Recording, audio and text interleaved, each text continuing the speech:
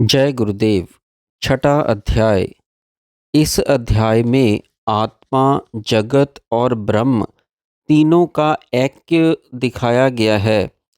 तदैक्षत बहुस्याम प्रजायेति।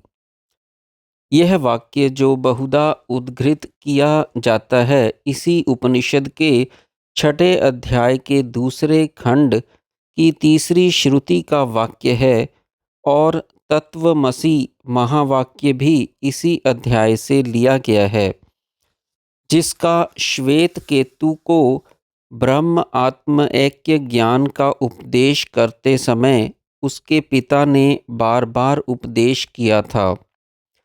तदैक्षत बहुस्याम प्रजायेति। इस वाक्य से उपक्रम करके पिता ने पुत्र को समझाया कि यह सारा जगत ब्रह्म की ईषण शक्ति का परिणाम है और वह ब्रह्म तू ही है। यह सामवेदीय उपनिषद है। इसके इस अध्याय में प्रतिपाद्य विषय को श्वेत केतु और उसके पिता उद्दालक आरुणि के संवाद के रूप में दिखाया गया है।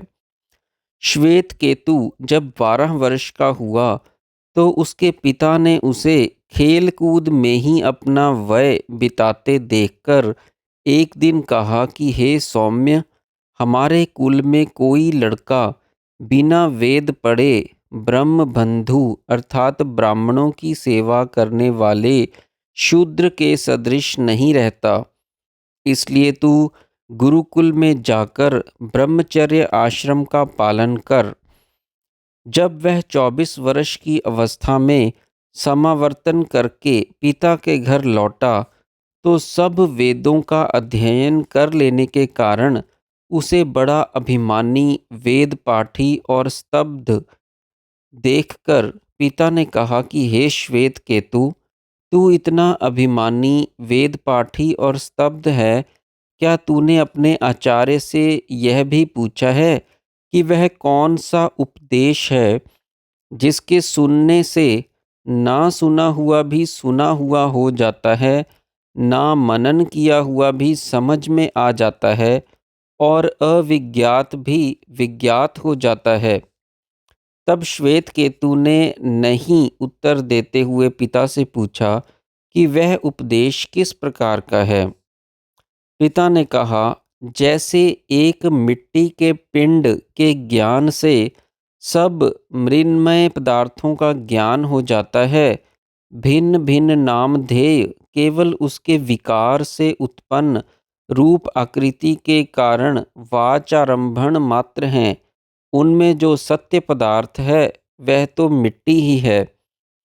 अथवा जैसे एक सुवर्ण के ज्ञान से सोने के बने सब पदार्थों का ज्ञान हो जाता है, भिन्न भिन्न नामधेय केवल उसके विकार से उत्पन्न रूपाकृति के कारण वाचारंभण मात्र हैं, उनमें जो सत्य पदार्थ है वह तो सुवर्ण ही है। अथवा जैसे एक लोहे के बने नख काटने के नहरने के ज्ञान से सब लोहे के बने पदार्थों का ज्ञान हो जाता है, भिन्न भिन्न नामधेय केवल उसके विकार से उत्पन्न रूप आकृति के कारण वाचारंभण मात्र हैं, उनमें जो सत्य पदार्थ है वह तो लोहा ही है।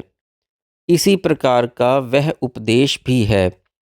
श्वेत केतु ने उत्तर दिया, मेरे आचार्य उस उपदेश को नहीं जानते होंगे, यदि जानते होते तो मुझे क्यों न कहते।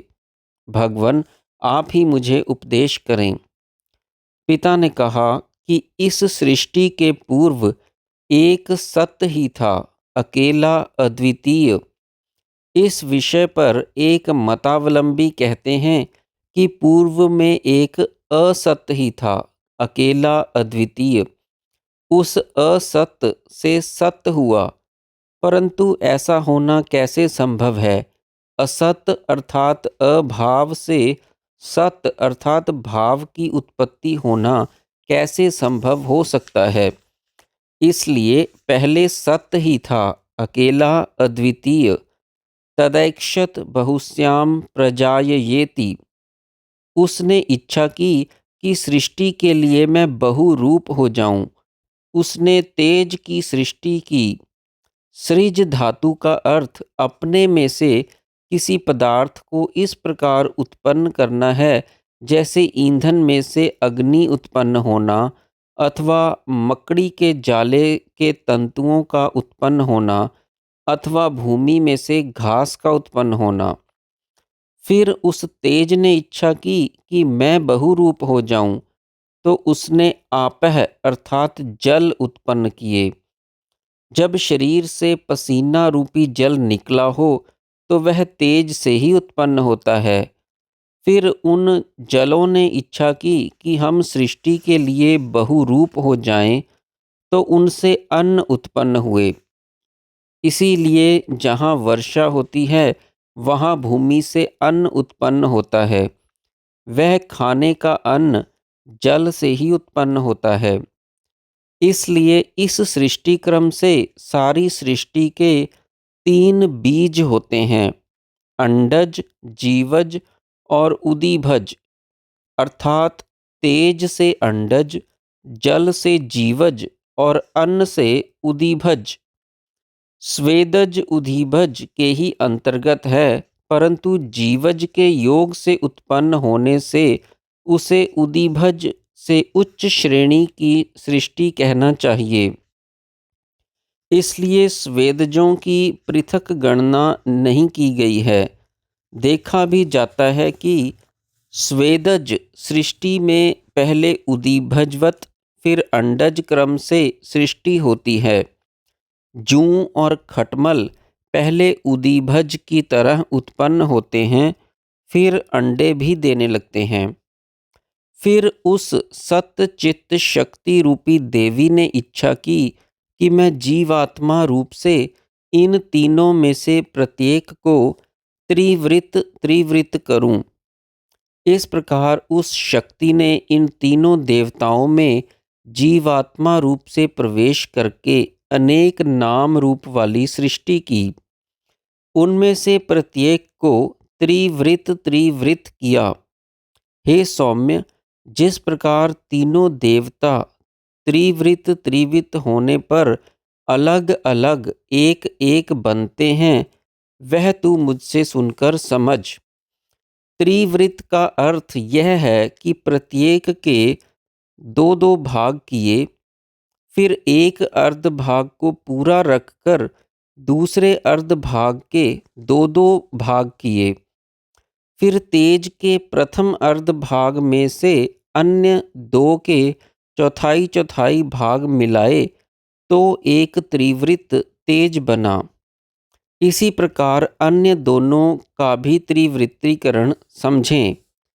आधा तेज और एक चौथाई अप और एक चौथाई अन्न मिलकर एक त्रिवृत तेज बनते हैं।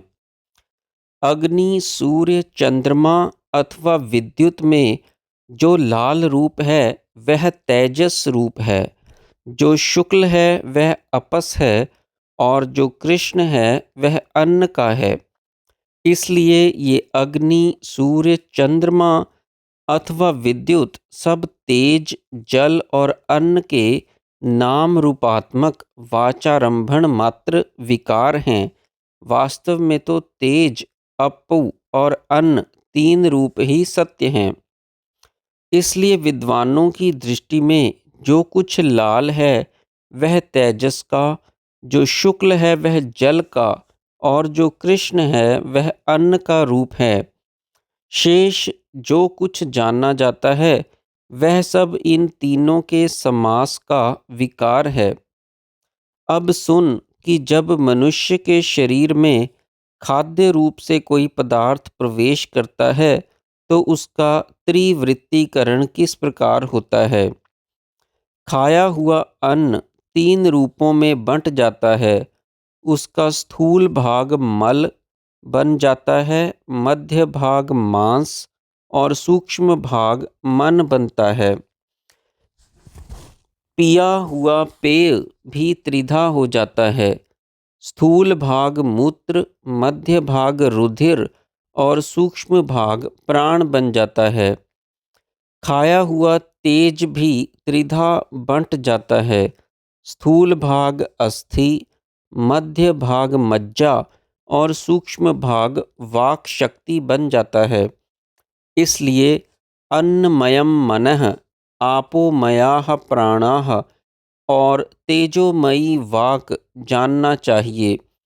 जैसे दही के मथे जाने पर जो सूक्ष्म भाग होता है वह मक्खन के रूप में ऊपर उठ जाता है, इसी प्रकार खाए हुए अन्न का सूक्ष्म भाग मन होता है।